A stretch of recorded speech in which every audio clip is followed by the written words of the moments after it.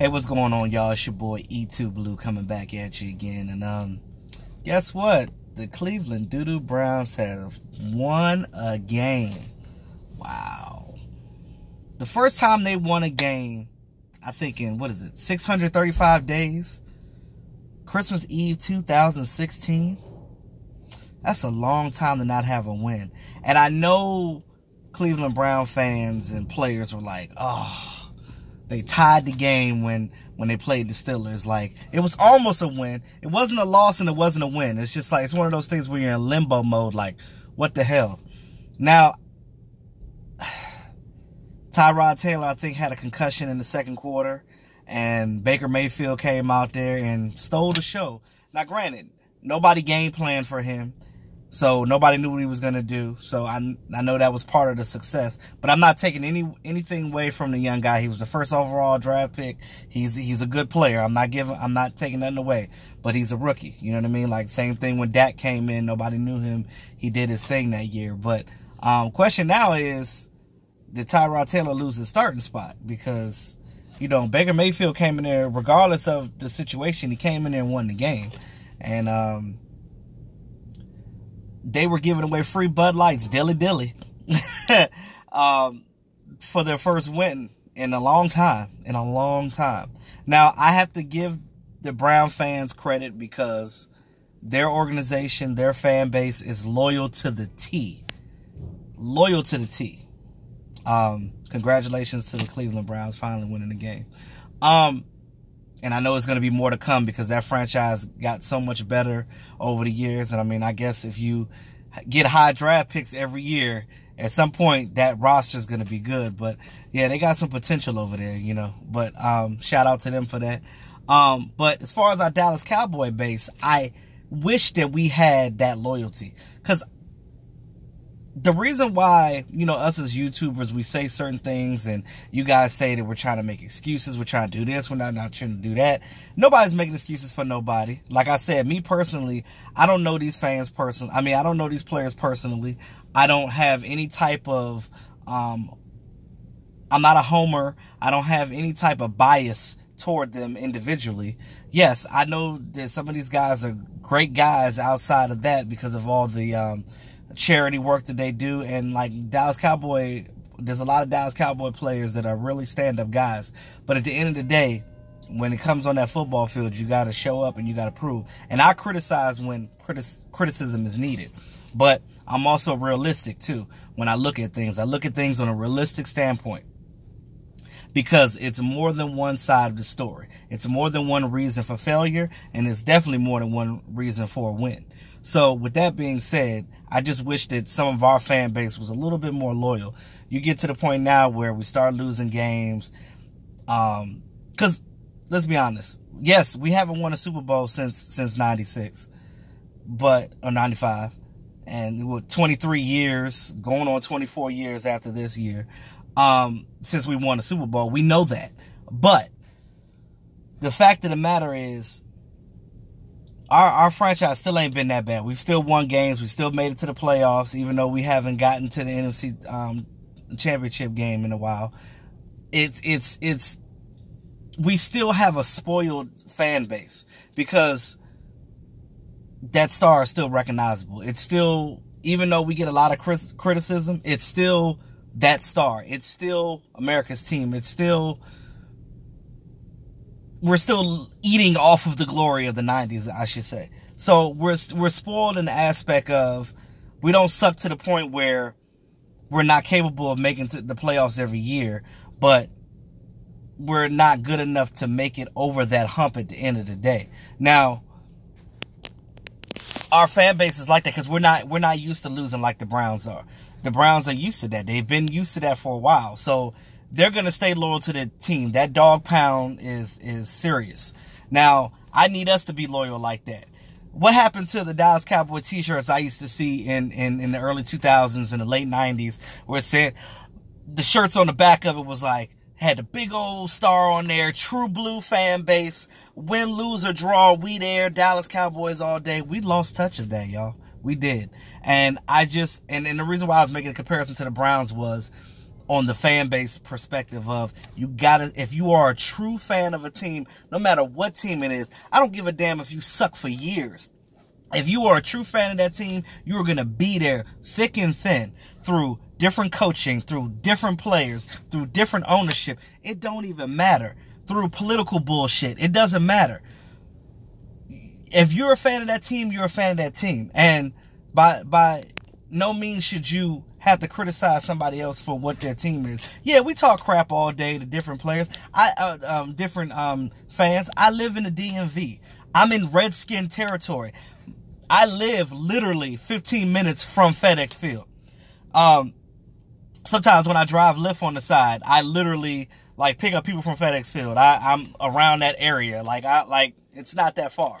But again, where I'm at now, like this is Redskin territory. But again, in this, for some reason in the DMV, there are a lot of Dallas Cowboy fans here too.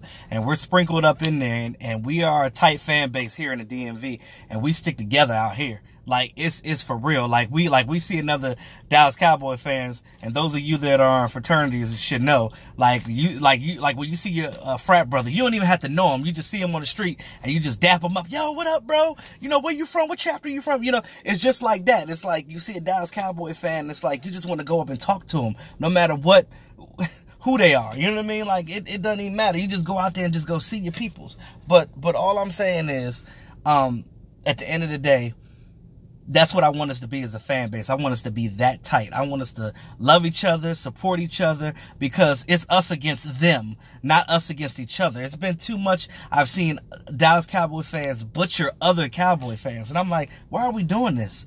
It shouldn't be doing that as a fan base. But enough of my rant. I just wanted to get that out. I just said that because I see how the Cleveland Brown fans are, and I'm like, if they can do that with a team that's been an even worse of a team than we have, much more worse than Dallas Cowboys, to come back and now win a game and still be there as a fan base, that's how we need to be too.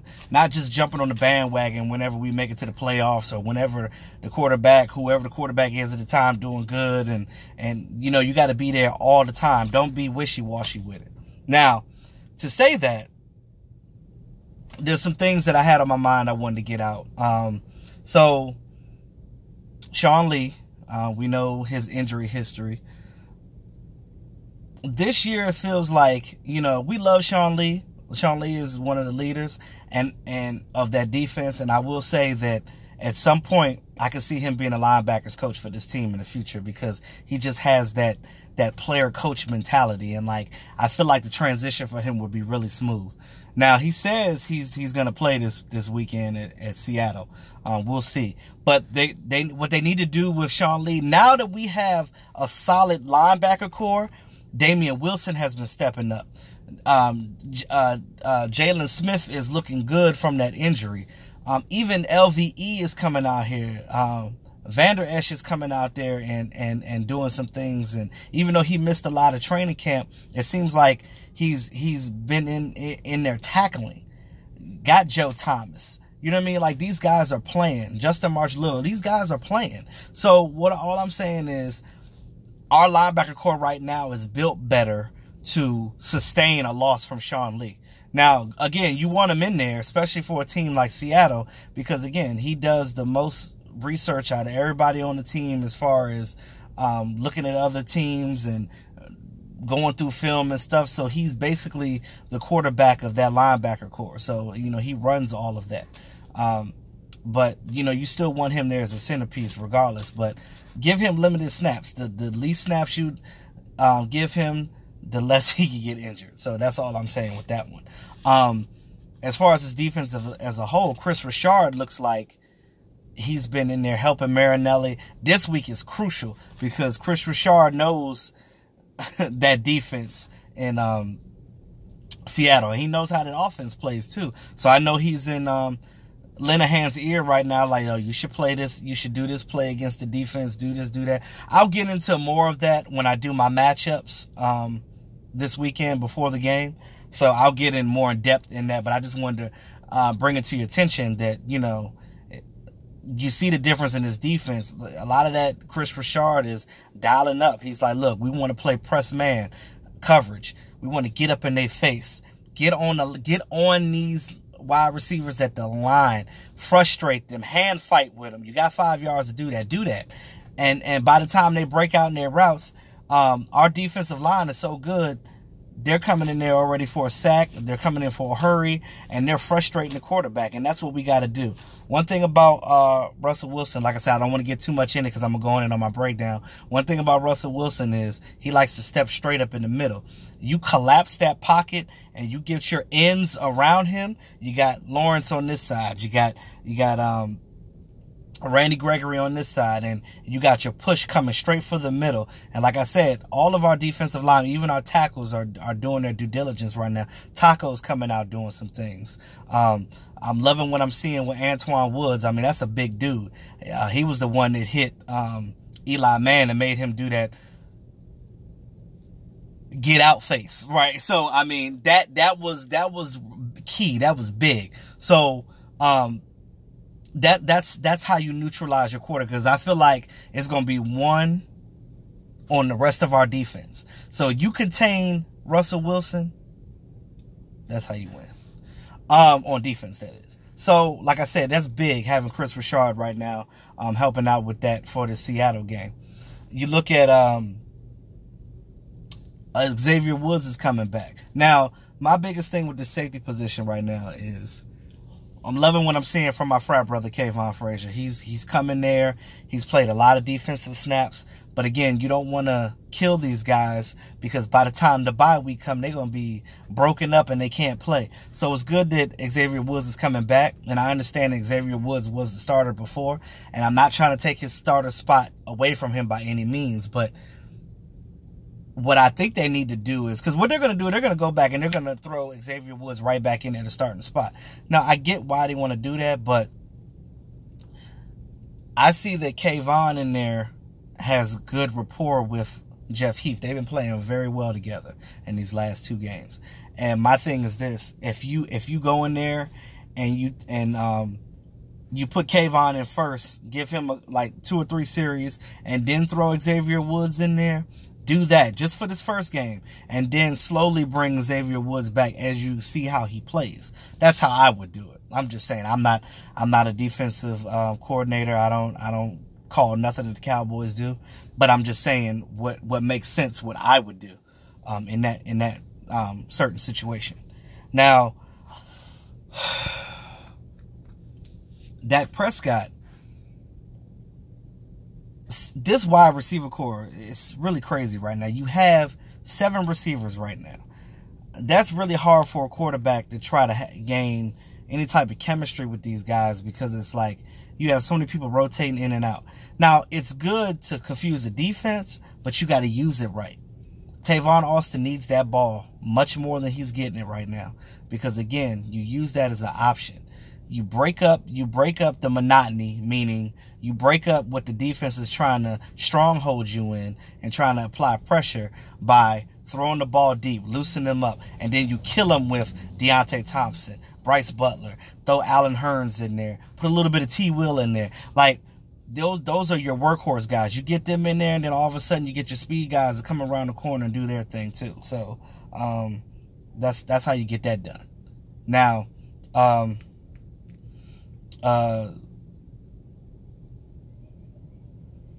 Dak Prescott has been running more, and I think he had a career high in his rushing yards. Now, I don't mind him running, because at the end of the day, it's going to help him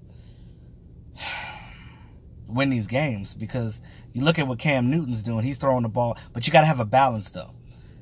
When you see these guys get you, I know Dak thinks that he's bigger than these guys, and for the most part he is, but you don't want to risk injury.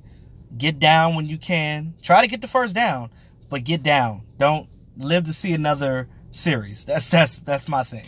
I don't mind him running, because that's his game, but you got to mix it up. You got to prove to these teams and these people that are talking trash about him, he has to prove to them that he can actually throw that ball. He can throw deep, but he can do it more than here and there. Like, he's got to be more consistent with it.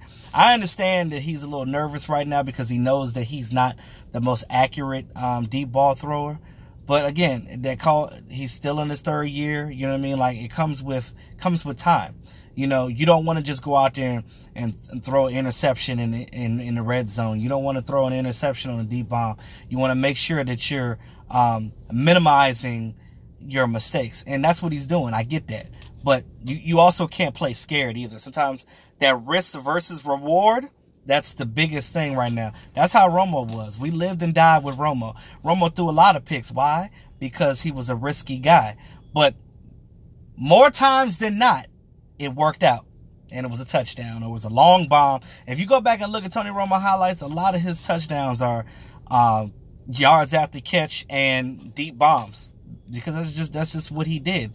That risk versus reward. You know, sometimes your interception rate might be a little high. Look at Brett Favre when he played. He had a lot of damn interceptions, but he was aggressive as hell. And that's how they played their game. So I just want y'all to just look at things like that. But with that being said, y'all, that's all I got for right now. I'll talk to y'all later. This your boy E2 Blue. Always keeping it real.